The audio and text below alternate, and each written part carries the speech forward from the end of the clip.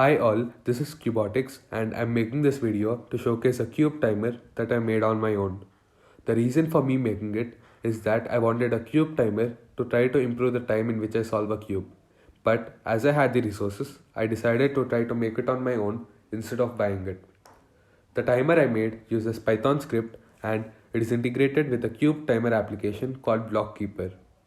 BlockKeeper is a cubing timer for desktop which works cross-platform and it has many features like graphs which are very helpful for showing your statistics in your solve times. This is a cube timer that I made with a Raspberry Pi.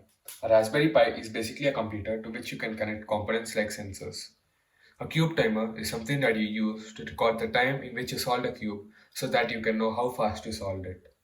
It basically has two buttons which when you press both of them at once, the timer is ready to start, and when you release the buttons, the timer starts.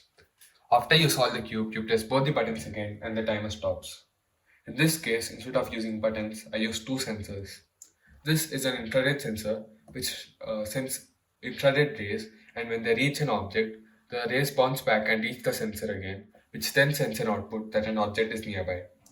This is an ultrasonic sensor which detects the distance between the object and the sensor, and whenever an object is nearby, if the distance between the object and the ultrasonic sensor is less than 8 centimeters, it also sends an output that an object is nearby.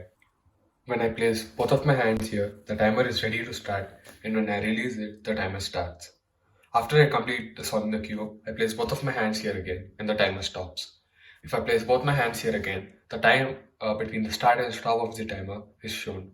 So to use it with the cube, I keep both of my hands here again, release it, and start solving the cube.